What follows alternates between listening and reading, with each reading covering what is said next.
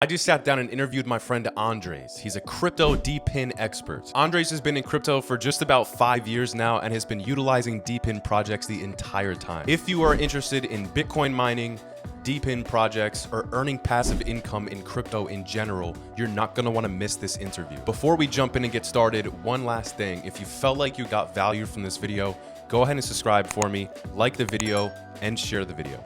Now here is my interview with Andres, the crypto DePin expert. CoinZone fam, what's going on, everybody? This is Crypto with Paul. I'm your host. This is the CoinZone. We got Andres back on the channel. Andres, thank you for joining, brother. How are you? Hey Paul, I appreciate the invite again. I know we spoke a few years ago, maybe two, three. Feels like a lifetime already. A lot has changed since then. Yeah, that's crypto. Everything changes dramatically, very quickly in this space. And you are absolutely right. 2+ years ago when we met, the previous administration was in, there was a lot of regulatory uncertainty. Operation Choke Point 2.0 was underway. Crypto firms were getting attacked. And the space was trying to build in silence and getting offshore to other places around the world. But now you're right. Everything is very different now. Companies are coming back to the U.S. Projects are allowed to operate with, no, not getting hit with fines or, being nervous about their operations. So it's good to see. And I wanted to have you on the channel, Andres, because our last conversation we spoke heavy about DePin. You're a heavy into DePin, which I think is a narrative in a sector in crypto that is going to continue to be here, and I think is going to get a lot of attention again because there's just so many projects that are still popping up. So with that, I wanted to talk about some DePin stuff, and then just talk about our experiences in the previous bull run and what we think this next one's going to look like, if that's cool with you, brother. Absolutely. Let's go. Sweet. So yeah, man, if you want to just explain maybe to our audience, just to start with the basics, like what is DePin? What does it stand for, and how do you use it as a crypto tool, basically, to earn passive income and just to make money in crypto? Of course. So Paul, DePIN stands for Decentralized Infrastructure. I'm going to give you my experience, what I've gone through, and hopefully somewhere some of your audience is able to join the industry. Because I mean, if you really think about it, crypto is not only Bitcoin. Crypto has DeFi, crypto has AI, crypto has decentralized infrastructure, right? So my experience from day one joining blockchain was okay. There's so many industries, quote unquote, or categories within crypto. I just need to focus on one instead of putting all my eggs in different baskets because I'm only one person, right? So it was tough for me to keep up with DeFi, NFTs, well, you name it, right? Now, to your audience, I would say if if you are particular interested in decentralized infrastructure, find projects that have great backing.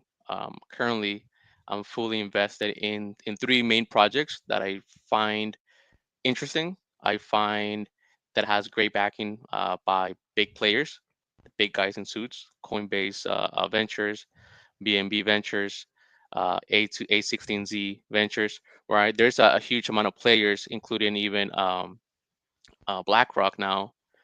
And those three decentralized infrastructures projects that I'm currently in, Paul, and for your audience as well, are Helium.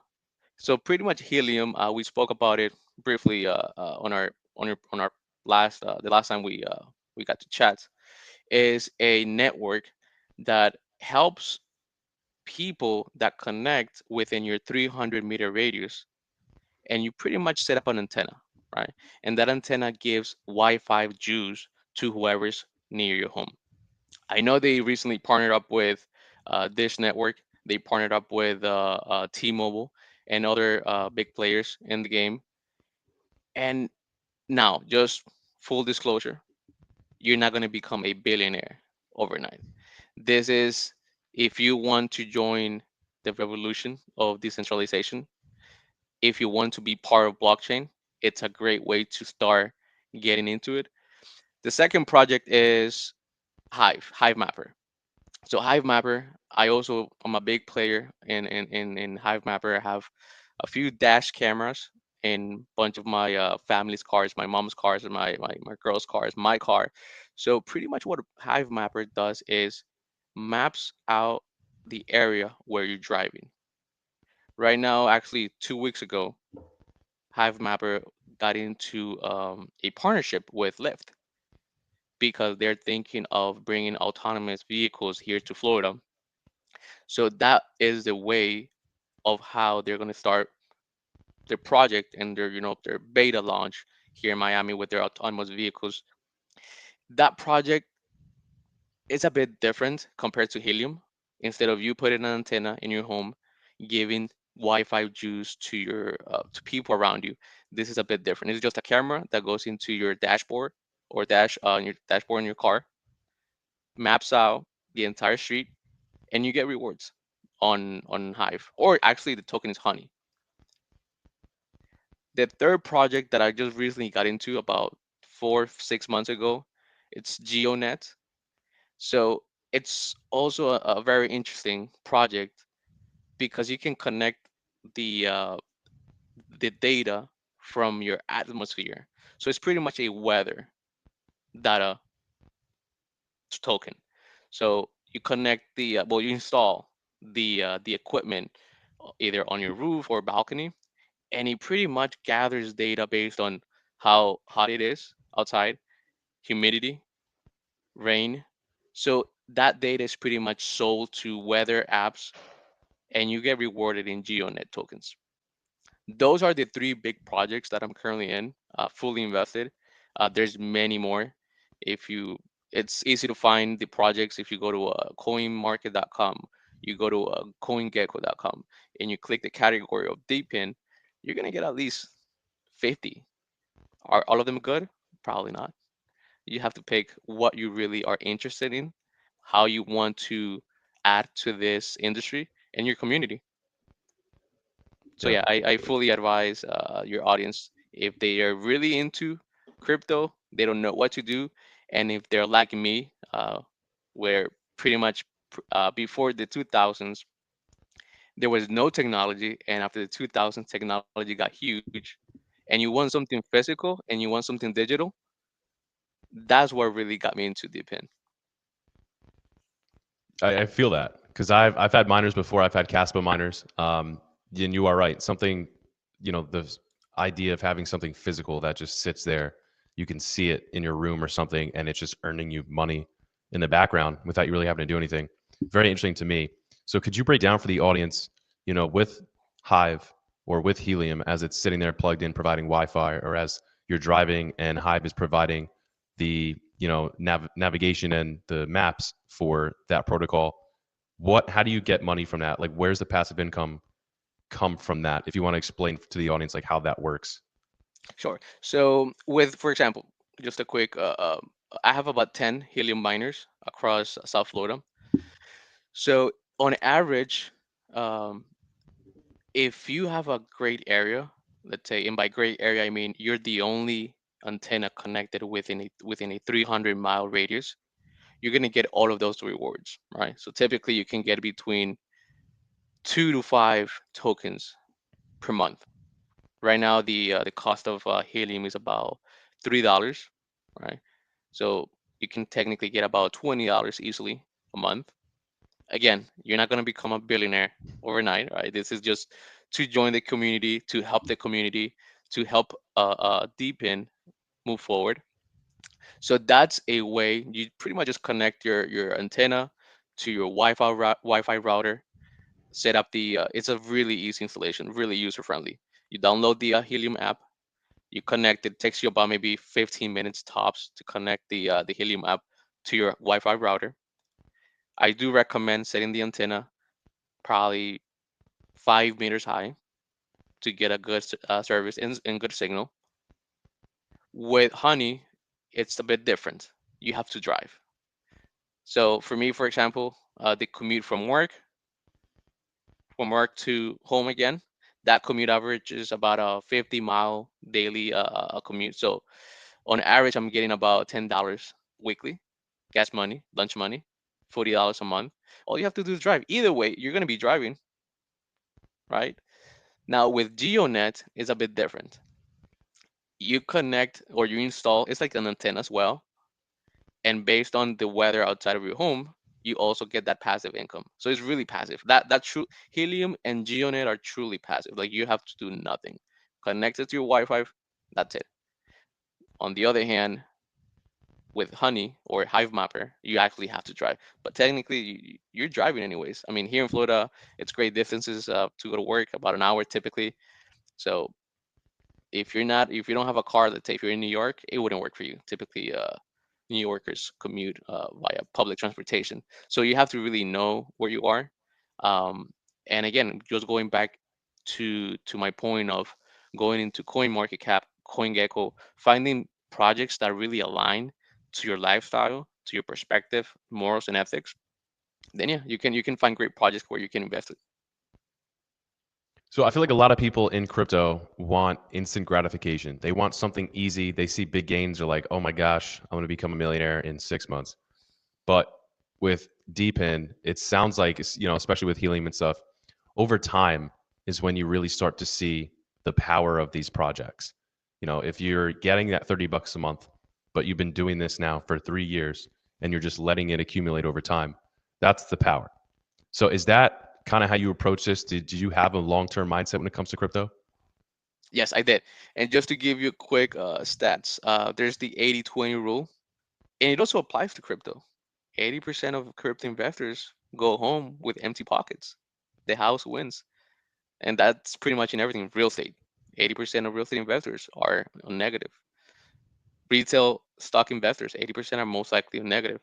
So you have to approach, and this is what I did. You have to approach the industry with a long-term mindset and not do it for the money specifically. Yeah, the money is a great uh, return for your time, for the amount of knowledge that you also acquire. But my point when I joined the DePin community was to mainly help the community. I'm a geek. I'm a nerd when it comes to technology. So being able to read about decentralization, being able to read about autonomous vehicles, being able to read about radio frequency, that really sparked my soul to be able to help the community. If you're here in the community or in crypto in general, to make a quick buck, yeah, yeah, you can probably buy Pepe, you can probably buy a meme coin and turn $1,000 into 5,000 within 12 months, which is a great return on investment. But eventually, you're gonna get tired and you're gonna leave, and you're not gonna keep up with the industry. 100% agree. And also, a lot of the time, people just end up leaving that position because they see something else that's more shinier at the time. And then, like you said, it's just a constant cycle. But so break down for me the costs behind all this. Like, what's the cost to start? If one of our Mhm. listeners, the audience members out there, are really compelled by what you're saying right now and they want to dive into one of these projects like Helium or like Hive, what is the initial cost basically to get started? So helium back then in 2020, each equipment had about a $500 price tag, and you could break even back then 6 months, maybe 9, maybe 12 months. It's not like that anymore. The helium community is so saturated now that if you really don't have a great spot to install your antenna, it's going to probably take you 2, maybe 3 years. Because I'm always reading on Reddit, or I'm always on the communities Telegram, and there are people that have been mining helium, HNT tokens for the last 2 years, and they haven't even broke even from the purchase price or the price tag of the original equipment. So yeah, I would first do a lot of research, and you can actually go on helium.com, and they have great tools to find out if you have a great location. If you don't have a great location, go with a different project. For example, on the other hand, Honey. Um, with Honey, when they originally launched, they were giving out an airdrop. At the time, it was equivalent to $400, which was the same amount of price for the camera Hmm. that goes into your car. So technically, I got the camera for free. But because I was always on the community learning, finding out stuff, getting knowledge, right? And right now, those $400 that I invested turned into like $2,000, and it's been what, 9 months, and I have to drive anyways. Yeah. With GeoDNet, it's a bit different. Like I said earlier, I ordered the equipment about 6 months ago. I got it 4 months ago. I haven't broke even just yet. There's about two or three other miners around my property, so it's a bit tougher to break even. But then again, I have the long term mindset, and it's not only about the return on investment. It's about the decentralization that comes also with the game. And I love, like I said earlier, I love finding out, getting more knowledge on DePin. And I don't only do DePin per se, because someone might say, oh, I don't want to do DePin if it takes me that long. Like you said earlier, some people do want instant gratification. You can also find great opportunities in the market. Look at the terrorists. Look at the World War III. That was a huge dip. I bought great projects not related to DePin. Sold it last month, and it made a great return on investment. If you're in the Yeah. market, you're going to find great opportunities. So let's stop there for a sec. Is that also how you break down getting into some of these projects? You talked about the decentralization aspect. The fact that you can just put a camera in your car. It's super easy because you have to drive anyway. But when you're looking at these projects, do you also look at the potential price action? Because if you're, let's say, mining, I don't know what helium's at price wise, but let's say Mhm. you're mining it at 4 cents, and then 12 months later, however long it takes, it goes to like $1. Your mining at 4 cents significantly increases in value because the price of the coin went up. So is that also how you look at and determine what projects you want to get into? Yeah, that's another part of the game. You mine the coins with the future return on investment. There's more partnerships coming along, and those partnerships are going to expand. The market cap on that coin or that project is going to expand. By default, the coin price is going to increase as well. All time high on HNT was about $55 last cycle. Right now it's sitting about $4, 3.90, something like that. So if it gets to half of last cycle's peak, $25, all those people that have been just being consistent and mining HNTs for the last 2 years are going to be in great, decent profit, Paul. They're going to probably make 3 4 months worth of their salary based on the average U.S. Salary, Yeah. and for doing nothing, honestly. Because I mean, you're technically not putting in time. You're probably, I mean, I'm putting in maybe like 30 minutes a week just to make sure the antenna is running smoothly, just to make sure the connection is active and consistent. Yeah. You're exactly right. And that's I've seen I follow a couple channels when I started to get into mining myself. There's the hobbyist miner. He's got a great YouTube channel. Not sure if you're familiar with him. I'm familiar. Um, yeah, but he breaks down. There's many different ways to go about whether it's DePin or mining specifically. And there's solo mining Bitcoin, or you can mine to a pool and even use devices to mine not Bitcoin but Bitcoin Cash because it's easier to find a Hmm. block, which could be very profitable. So, have you got into like mining, traditional mining style with Bitcoin, or even when Ethereum was proof of work before you got into DePin, really, or did you just dive right into DePin? So back 2020, before Ethereum got into proof of stake, I almost invested about $10,000 in GPUs. And then the news came out about Ethereum moving into proof of stake.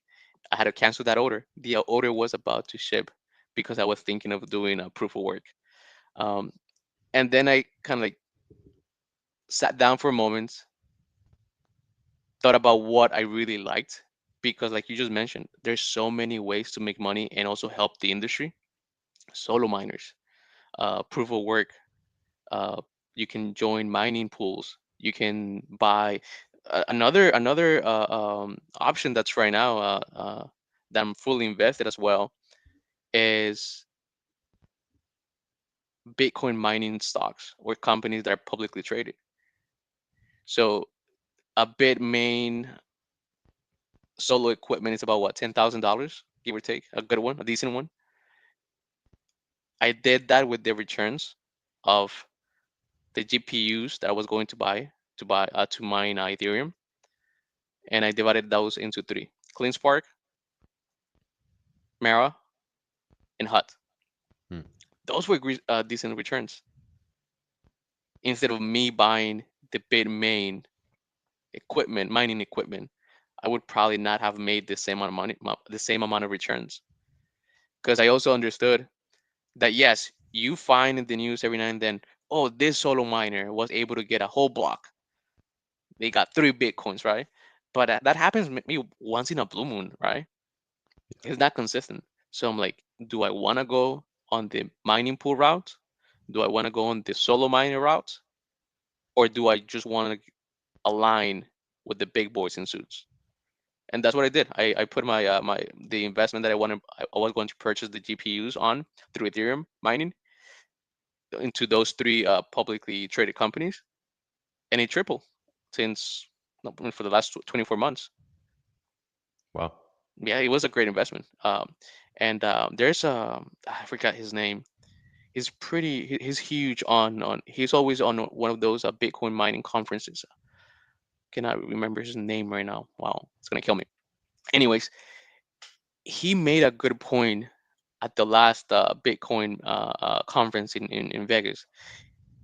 He said the game has changed since the ETFs were approved, since the big boys in suits got into the game, because they have knowledge, and not only about the knowledge, but they also have deep pockets. Those market makers, they can really move the market. So joining their team, it's another way to go. If you don't know what to do, go to a publicly traded company, Coinbase, Gemini, Robinhood is now going huge fully on crypto. So to your audience that just don't know what to do because there's so many things in crypto, Paul, just go with the big boys. Follow what they do. Usually they're right. Solid advice. I can't disagree with you. So when it comes to finding new deep in projects, I'm always actively looking for stuff too that can just kind of like a helium, just kind of sit in the background, earn passively, and potentially have a big future. There was one project that caught my eye a couple months back on Ethereum called Aether. Are you familiar with that at all? I heard about it. Haven't done any research on it, but yeah, I heard about it. Yeah, Familiar. because the deep end, I mean, it's ever evolving, and as the industry evolves, you see new ideas and new projects pop up. Aether is has to do with like AI and computing and stuff like that, which I think is going to be insanely massive here soon, just based on Mhm. everything with AI and lending hash rate, lending computing power, or even storage and stuff like that. I think are going to be huge sectors, and they have a physical, mining project basically that you can just basically sit, connect to Wi-Fi, and it earns passively pretty decent. But it's the idea behind it is how sustainable is that? How long are those gains going to last for? With Casper, for example, the mining rewards were pretty high for a decent while, and then they dropped significantly. So it's very tough to determine the future of these things. Now, do you have any specific charts or metrics or tools that you use to try to help you understand the potential future of these projects before you get into them? So, like I was saying earlier, Paul, when it comes to finding out great projects, I look for one, great backing. If there's the big guy in suit that is backing that project and they're putting in their own money, 20, 30, 40, 60 million dollars, that's not pocket change. So that means they first they believe in the project, right? Second, I find I try to find disruptive projects. For example, Helium, being able to partner up with T-Mobile to give Wi-Fi juice, Honey, autonomous vehicles mapping, 3D mapping areas, GeoDNet, weather mapping, right? So those, in my opinion, are disruptive projects that I really try to follow. And there's always new projects coming along. For example, like the one you just mentioned, render is a huge part of that as well. Depend. You buy GPU cards, you connect them, you connect to the cloud, and they are able to use your GPU computing hashing power. So there's so many projects, like you said earlier, Paul, that you can really find. But in my opinion, and to your audience, one, you have to really enjoy what you're investing in, because at one point it's gonna get boring. And if you really like that project, you're gonna keep moving forward, even if it's just the same stuff every single day. Second, backing. Find projects with great backing from great companies, from great capital or hedge funds, and third, I'm sorry, projects that are disruptive. Those are the three main things that I look for on fundamentals. When it comes to charts, I mean, the industry is so new. It's only a decade overall, and the opinion is probably not even a decade, probably maybe like 6, maybe 7 years old. So it's still a baby. So charts, when it comes to the question you asked, there's not much data to really compare. And AT&T and other centralized companies are not going to give them. They're not going to give you data. They're not going to give you data to be able to compare. So those are my three points that I really go and follow: backing from great hedge funds or capital markets, disruptive technology, and enjoy the project. If you're not enjoying what you're doing, you're going to get bored and you're going to get out and you're going to lose your time and money. Yeah, solid advice. And I'm glad you said the word centralized because that leads to my next question. You talked about the excitement behind this tech and the decentralization behind some of it. So can you talk about what makes that different, from a centralized company like AT&T or T-Mobile, who is basically they're the ones providing the network. They're the ones you have to rely on for the security of it, for it to have its uptime, all that. Of course. Crypto and sorry, um, crypto and blockchain basically threw that out the window and we're like, yeah, we're going to build a network, we're going to secure the network, and you're going to get rewarded for helping maintain that. So could you break down the differences between the two? I'm going to give you a personal life story. And I understood at that point what your question. I'm going to answer your question with that life story. So a few years ago, I was in the hemp and cannabis business, and back then it was the little guy going into the industry, being able to expand. But the big boys, as soon as Trump regulated the industry back in 2018, the big boys also came into play, and they bought out every little guy that was out there, putting in the work, putting in the time. The same exact thing is happening with crypto. Now that crypto got quote unquote regulated with the Genius Act, Clarity Act, the big boys are coming in and they're going to be buying out the little guys that put in the work, that put in the effort and the time. I know most likely T-Mobile, Dish, or whoever the other capital partners are, they're probably going to buy out the data and the share of the market share that Helium has. Same with Honey and GeoDNet. I'm very sure in the future they're going to get bought out because that's what big boys in suits do. They don't want competition. They would rather buy you out, give you a good chunk of money, get your market share, get your technology, get your data, get everything from you, and they just gobble it up. Yeah, 100%. And I think a good example of that actually is Alphabet buying Waymo. Why did they want to do that? Well, they wanted to compete with Tesla's mapping systems. Hmm. So obviously Google has Google Maps. So what was the best way for them to do that? To buy an autonomous driving company and basically put it under their own umbrella. So yeah, Yeah, and think obviously about it, Alphabet. Paul. Let's say you have a crypto channel, right, on YouTube, right? And let's say someone comes along and they have a team that has a great resource for finding news, for finding data, for finding new projects, right? And you have a well-established channel. You're gonna buy them out not because of the channel, but because you want the work that they have put in, and you want their resources, and you want their market share. It's business. It's capital business. It's the business that we're in. 100%. So gearing more towards altcoin season now, and obviously sticking with DePin. Are there any projects DePin wise that you're kind of just dipping your toe in right now because you think it has like crazy upside potential in the next 12 months or so? There's this project that I started researching about 3 weeks ago, which is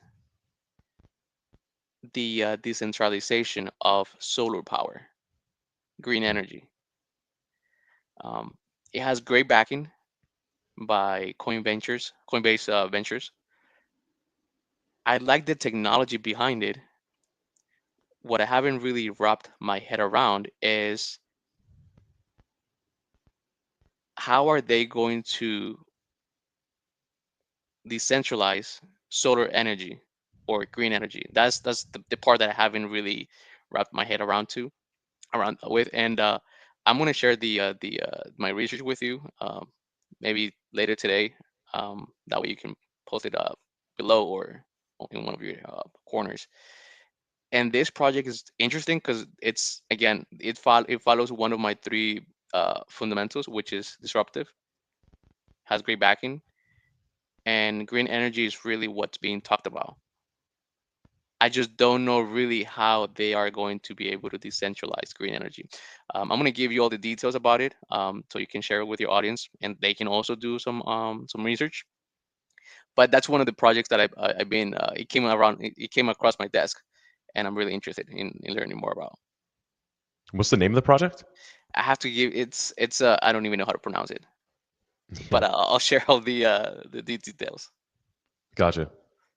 So, do you think some of these, you said the word disruptive, and that goes hand in hand with just crypto and blockchain in general. It's basically changing some industries, turning them upside down on their head, and making a lot of just technical improvements. Um, so, do you think crypto and some deep in projects could radically enhance like large infrastructure in the country, in the world, and just make things more efficient? I do feel, and my point of view, that it can happen. Not now, because going back to the big capital markets, the hedge funds, they're fully invested in centralized companies. So something has to break. And as you can see, for example, just to give you a quick scenario with green energy, the energy grid has been failing in different parts of the world. Right now, with satellite communication, that's also another. And this is me pairing it with helium. I I feel that in the future, maybe a decade from now, there are going to be a lot of private and decentralized projects that are going to be that are going to take a huge amount of market share, like the internet did with the mailing system. What Bitcoin is doing now to the banks, they couldn't take down Bitcoin, so now they're joining the revolution. So to answer your question, yes, I do understand that this is a new industry, blockchain, which is, again, not coming from me, but from Ray Dalio, which is the one of the greatest hedge fund managers in the world, the U.S. president. There are big voices right now saying this is a disruptive market. Do I know where it's heading? No, I really don't know. Because, I mean, look, the last 10 years, Paul, a lot has changed, and a lot is going to change as well the next decade. But yes, to answer your question, yes, there's going to be those unicorns that are going to take over and steal the market share from great centralized companies and organizations. Yeah. And how do you see this space evolving too? You kind of just brushed on it, possibly, in interconnecting, can't beat them, join them. So the possibility of that happening is for sure there. Um, but do you think DePin fits into a specific category? Obviously it's physical infrastructure, which is something very specific. But the use cases for it are like so broad. Like the ones that you talked about are all very different from one another. A good example of one that we touched on a live in the channel recently was World Mobile on the Cardano blockchain, Hmm. and they just had a partnership with Tristan Thompson, which I thought was very random and That's hilarious. great. But they do something very interesting, and there's spots of the world, for example, where AT&T or T-Mobile can't reach, or they don't want to reach because it's not going to be profitable for them. Hmm. So who cares, right? But it's you build a network and you rely on somebody to put a node up, and now all of a sudden people in a specific area can have internet access where they couldn't otherwise. So, how do you think this whole thing fits into driving home the decentralization aspect? Because I think that term now is just like a keyword that companies use, even though they're not even decentralized. It's just like a fun keyword in crypto now that to maybe confuse people or scam them. So how do you think Deepin plays into decentralization and really changing the world with disruptive, being a disruptive technology? I mean, you said it best. Companies that that have a great market share. but they don't want to go to a specific area because it's not profitable for them, are going to start buying Helium projects. Honey Mapper is going to be probably going to be bought out by a big company as well. Because, like I said earlier, why put in the work? Why put in the effort? Why put in a great amount of people into an area that's not going to give them any type of profits when there's someone already doing that and I can just buy you out? That would be like the simple answer to give you. Yeah, I agree. I mean, it makes the most sense. It makes the most sense, and we see it all the time. Ripple, for example, is buying all these different payment companies because they're already set up. They don't have to start something from scratch. And So they have yeah, the funds, they have the money, and they have great backing. This, so it's a smart move. Some people don't like it because they want to keep the industry how it started as a revolution. Hey, let's go against the guys in Wall Street. Let's go against the capital markets. Let's go against the hedge funds. But it's just the nature of the beast. That's what the type of economy that we live in right now. It's yeah, easier to buy something out than build it. yeah. Now, do you, if you were going to give advice to somebody watching right now that is thinking about doing some research, getting into a project, you've already given out some great advice, but anything that you would say to these individuals and things to try to avoid, mistakes that you've made in your experience, and just kind of lending some advice to them on, if you want to start doing this, don't do this, or, make sure you're doing this instead. Well, you said it best, Paul. Most people come into the industry and they think that just because their social media algorithm has given them the get quick rich statement, they want to follow it. Um, there's a saying that goes, "Jump in the pool and then learn how to swim." I would say, learn how to swim and then jump in the pool. It would be unless you want to get wrecked. If you don't learn if you don't learn how to swim before you're going into the pool, you're gonna get wrecked. That happened to me. I started with a bunch of different projects, different categories within the crypto industry, and I got wrecked bad. And that would be one of my suggestions. Get knowledge, read about what you like, know yourself. If you have a sense of self, you already know what you like. And this industry has it all. Whether you want to go into the financial markets, you can go to DeFi. If you like to play with actual physical stuff, go to DePin. If you like to invest only, go to public traded companies. There's also a brand new category that a friend of mine just gave me, and that's uh, public markets. So if you want to launch your own company, throw it in the blockchain. And if people believe in you and people believe in your project, they'll buy shares or tokens of your project. So, quick summary, you have to really enjoy what you're doing. Look for the money flow, look for what is it that you like. And third, you have to be here for the long term. It's a brand new industry, it's a baby. It's a really an industry that only has about 10 years. Yeah. So, your audience, I'm guessing, is people our age between their 20s, 30s, maybe early 40s. If you're in the industry for a good 10 years, you can fully do it full time. You can really leave your 9 to 5 if you really don't like your 9 to 5. Some people do like their 9 to 5. But if you are consistent, you're putting in about 20 hours a week, which is a part time job. Treat it as a part time job. 10 years from now, you're going to be enjoying your life. So where do you see deep in projects in 5 years from now? This whole space. Do you think it's going to be radically different than what it looks like today? Is going to be eating the market share from other industries as well. Um, I was chatting with one of my friends, and if you really take a look to Internet of Things, it's a brand new industry. No one knew about Internet of Things until Wi-Fi came along, until the internet came along. So looking from that perspective, Paul, we we truly, I feel like after 2020, there was a big shift in the world.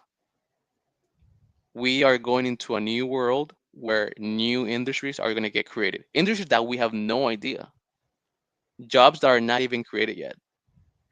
So when it comes to dipping, I do feel that there's going to be new industries that we have no clue about.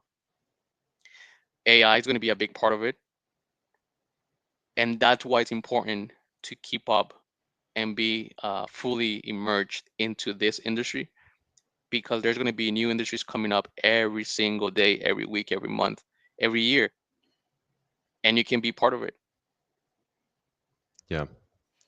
So I guess staying on AI for a little bit, there's one project you mentioned, Render. Render Mhm. really excites me. But also another AI based project that, I mean, everyone, it's basically top in the sector at this point is BitTensor. But BitTensor, there's so much to do in that ecosystem. You can mine, you can do physical things, but there's also AI agents, which I think is going to be huge, Mhm. just coming here shortly. Do you think AI agents is going to improve the, I guess, efficiency of some deep in plays? Do you think there's going to be deep ins popped up that are basically AI agents conducting business or whatever they're going to be doing? Oh, absolutely, absolutely, Paul.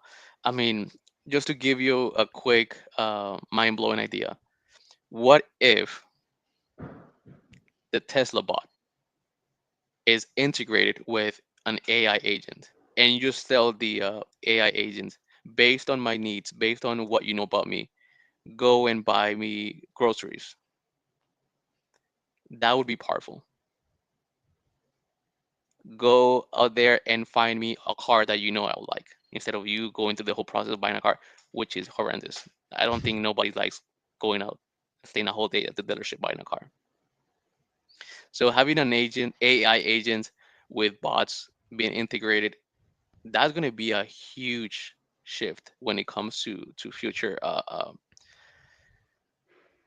not deeping as well, because I mean, when it comes to dipping as well, just to go back to your question, being able to mine data from, let's say, the weather, and having, let's say, AI agents incorporated to, let's say, drones, and I'm just, giving you random ideas, drones that are incorporated with AI agents, and they go specifically. I live in Florida, for example, and let's say I have a deep project that has the capability to go around a hurricane and gather data, or data, I'm sorry, from that hurricane. How powerful that would that be? Mm, Or in the Midwest, AI agents incorporated to bots that are able to track. And I'm very sure there's something going on with that as well in the Midwest with tornadoes. Those are unpredictable. At least hurricanes we know, and they're more predictable. Earthquakes. So yes, it could be disruptive. AI agents and AI could be incorporated to deepen projects to make the human life better as a whole. yeah, very interesting. And I guess just so some of the issues with deep in is, I always say and talk about this, things on paper are much different than reality.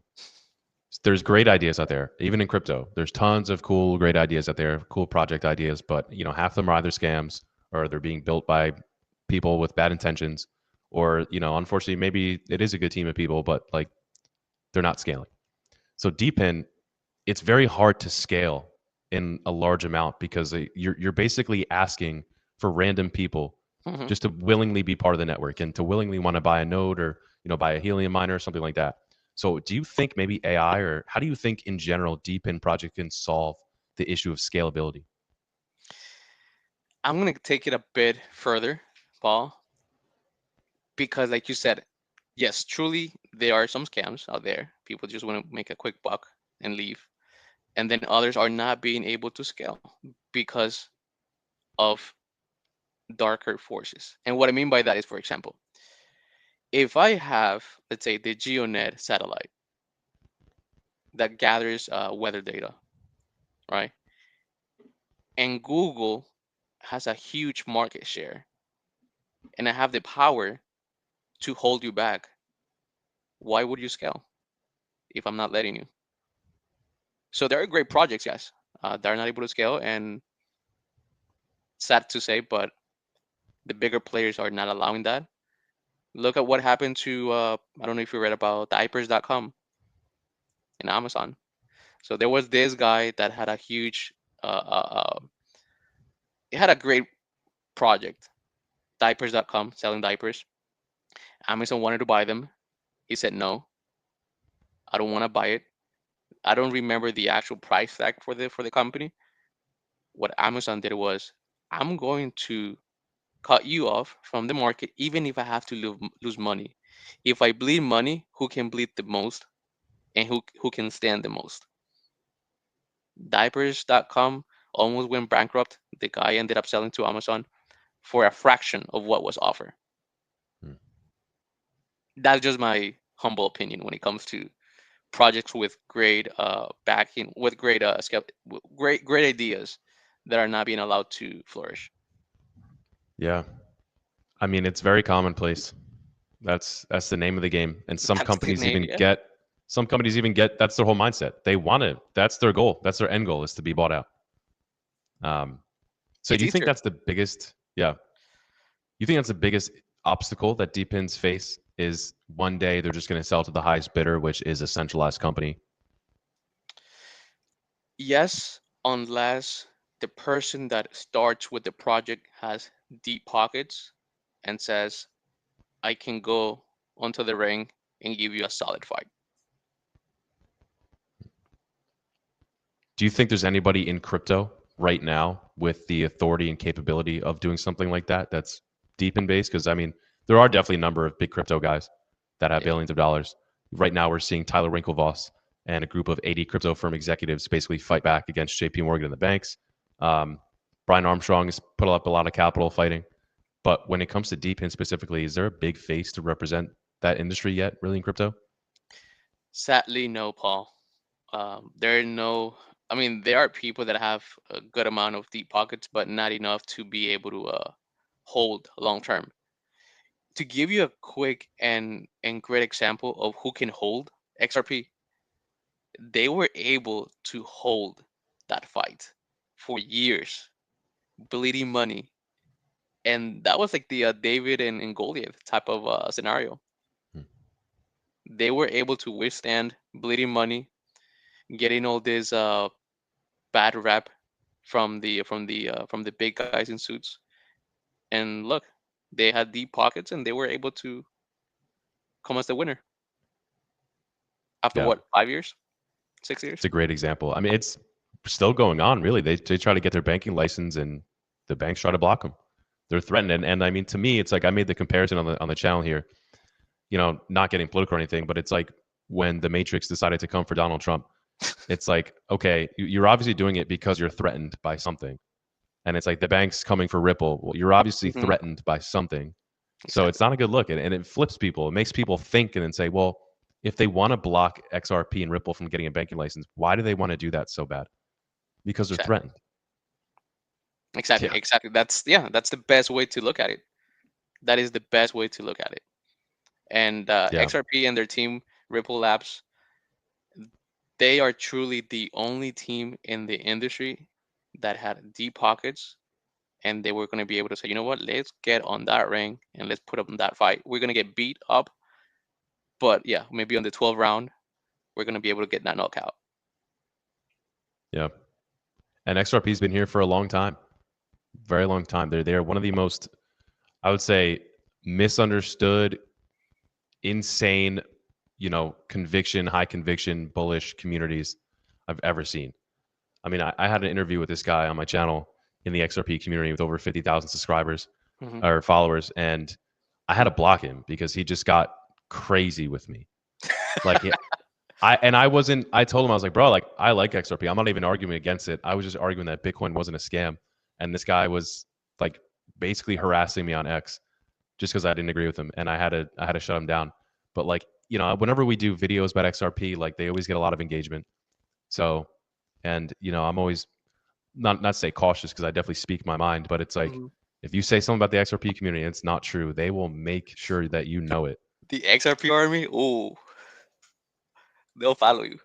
Yeah, that's crazy. But shout out to you guys. Any last piece of advice or anything maybe we haven't touched on yet before we wrap up here, Andres? Paul, well, let me ask you. We we have been in this industry when the industry was called a scam. The industry was called a medium of exchange for traffickers, scammers. Uh, well, you name it. We had so much bad rep. Now that the Genius Act passed along, would we be considered geniuses? Yeah. I mean, to an extent, yeah. It's so funny because it's like I feel like a lot of crypto guys teeter on an edge. Like there's either really, really smart guys who clearly see a vision, and then there's like some people who are just like, oh, I'm gonna get freaking rich, and they get lucky. And it's like, a low IQ guy is out here flexing somehow. But then you have like brainiacs who haven't really been that successful in crypto somehow. It's very strange. But I think anybody who decided to take a risk on this industry before, quote unquote, the government or institutions like BlackRock deemed it okay, yeah, you should pat yourself on the back, whether you've had success making money or not. And I think the future always favors the ones who take risk, right? And there's especially people who go against societal norms. For the first couple of years I was in crypto, people were basically just kind of laughing, saying it was going to be a waste of time or I was going to lose my money. And those same individuals have a 401k that goes up the same percent every year, that my Roth IRA that's strictly Bitcoin probably outperformed by like 8 to 10x in the past couple of years or so. And now they're starting to realize it. So it's always, again, like the future will favor the ones who take risk. And I think certain people now are starting to realize this industry is legit and it's obvious real world use cases or basically technological advances that are just going to make things better in the world. And before BlackRock said and agreed with that, when Larry Fink was calling Bitcoin a scam 3 years ago, whatever it was, people like us were in here mining helium or stacking up, a certain coin or something. So yeah, I think you're right. I think anybody in this industry should pat themselves in the back if you were here before BlackRock. Absolutely. And now that you mentioned and brought up 401ks, with Trump signing that new bill, and now 401ks are going to be fighting for Sats and Ethereum. That is truly hilarious. Yeah, I think the big thing too is being able to stake Ethereum. If these institutions learn that they can get yield basically by doing nothing, I mean that's insane. That's huge to me. And that's I'm a big Cardano holder, but I think that's one of the biggest appeals and wins of Cardano this year is Mhm. Bitcoin DeFi. You got a ton of capital in Bitcoin, trillions. If all of a sudden people who are just stacking, earning zero yield for years, are told that they can earn yield on that now, I know for sure some people are going to be excited about that. So these are like huge developments in the space, I believe. I agree. I agree with you, Paul. Yeah. Well, where can the people find you if they want to learn anything about DePin? Ask you any questions. I know you're not really that active on socials or anything like that, but yeah, anything that our audience can find you at. Ask you any questions or anything else you want to just share with the audience. Yeah, like you said, Paul, I'm really not into social media. But if they do want to follow me, chat with me, ask questions, pick my brain. If they want to jump into this category within the crypto industry, they can just follow or send me a quick DM on my Instagram, which I'm really active on, which is ANFE369. And I'll be more than happy to help. Sweet. Yeah, man. What else? I was going to ask you like one last question. Um, I don't remember what I was going to say, but I feel like this is a great discussion. I learned a lot during this time, just based on some of the different ways and where you kind of throw around your capital and diversify a little bit.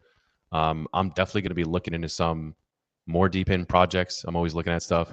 So I appreciate you giving, the heads up on things to look out for, projects that you're Hmm. looking at. And yeah, man, I just appreciate you coming on the channel. Andres, it's been a pleasure speaking to you. And we'll have you on the channel again soon.